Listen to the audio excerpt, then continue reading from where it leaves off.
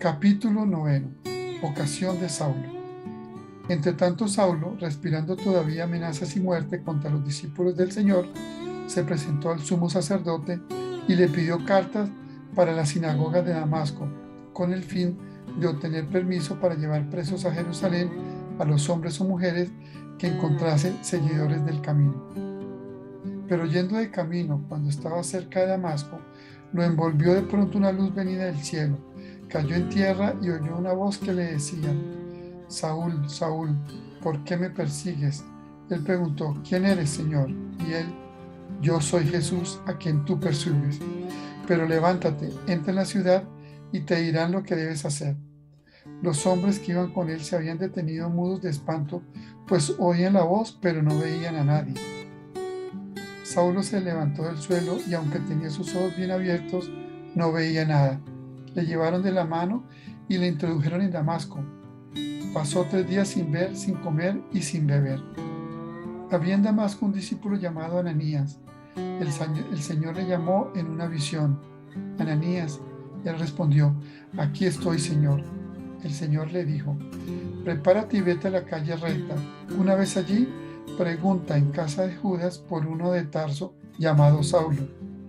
En este momento está en oración y ha visto que un hombre llamado Ananías entraba y le imponía las manos para recobrar la vista.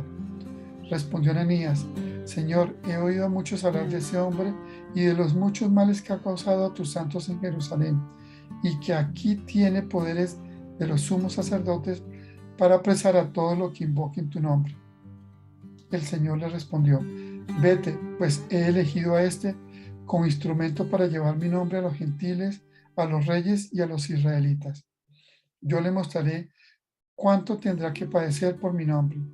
Fue Ananías, entró en la casa, le impuso las manos y le dijo: Saúl, hermano, me ha enviado a ti el Señor Jesús, el que se te apareció en el camino por donde venías, para que recobres la vista y te llenes del Espíritu Santo. Al instante cayeron de sus ojos una especie de escamas y recobró la vista. Se levantó y fue bautizado. Tomó alimento y recobró fuerzas. Predicación de Saulo en Damasco.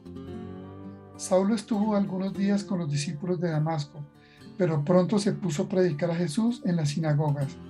Este es el Hijo de Dios. Todos los que le oían quedaban atónitos y comentaban: ¿no es este el que en Jerusalén perseguía encarnizadamente a los que invocaban ese nombre? Y el que había venido aquí con el objeto de llevárselos encadenados a los sumos sacerdotes. Pero Saulo se fortalecía y confundía a los judíos que vivían en Damasco, demostrándoles que este es el Cristo. Al cabo de bastante tiempo, los judíos tomaron la decisión de matarlo, pero Saulo tuvo conocimiento de su conjura. Había montado vigilancia día y noche hasta en las puertas de la ciudad para ver si podían matarlo. Pero los discípulos se lo llevaron durante la noche y lo descolgaron por la muralla dentro de una espuerta. Saulo en Jerusalén. Cuando llegó a Jerusalén intentó ponerse en contacto con los discípulos, pero todos le tenían miedo, pues no creían que fuese discípulo. Entonces Bernabé lo tomó consigo y lo presentó a los apóstoles y le contó cómo había visto al Señor en el camino, cómo le había hablado y cómo había predicado con valentía en Damasco en el nombre de Jesús. Saulo empezó a andar con ellos por Jerusalén, predicando con valentía en el nombre del Señor. También hablaba y discutía con los helenistas, aunque estos intentaban matarlo. Los hermanos, al saberlo, lo llevaron a Cesarea y lo enviaron a Tarso. Por aquel entonces las iglesias gozaban de paz y en toda Judea, Galilea y Samaria, pues crecían y progresaban en el temor del Señor y estaban llenas de la consolación del Espíritu Santo. Pedro cura en Lida a un paralítico. Pedro, que andaba recorriendo todos los lugares, bajó también a visitar a los santos que habitaban en Lida. Encontró allí un hombre llamado Eneas, un paralítico que llevaba 8 años tendido en una camilla. Pedro le dijo: Eneas, Jesucristo te cura, levántate y arregla tu lecho. Y al instante se levantó.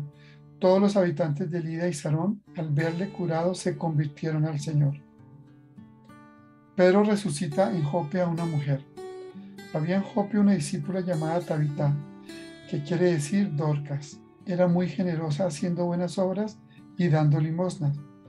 Por aquellos días se enfermó y murió. La lavaron y la pusieron en la estancia superior. Lida estaba cerca de Jope y los discípulos, al enterarse que Pedro estaba allí, enviaron dos hombres con este ruego: no tardes en venir donde nosotros. Pedro partió inmediatamente con ellos. Así que llegó, le hicieron subir a la estancia superior y se le presentaron todas las viudas llorando y mostrando las túnicas y los mantos que Dorcas hacía mientras estuvo con ellas. Pedro hizo salir a todos, se puso de rodillas y oró. Después se volvió al cadáver y dijo: Tabitá, levántate. Ella abrió sus ojos y al ver a Pedro se incorporó. Pedro le dio la mano y la levantó. Luego llamó a los santos y a las viudas y se la presentó viva. Cuando el suceso se divulgó por Jope, muchos creyeron en el Señor. Pedro permaneció en Jope hasta bastante tiempo en casa de un curtidor llamado Simón.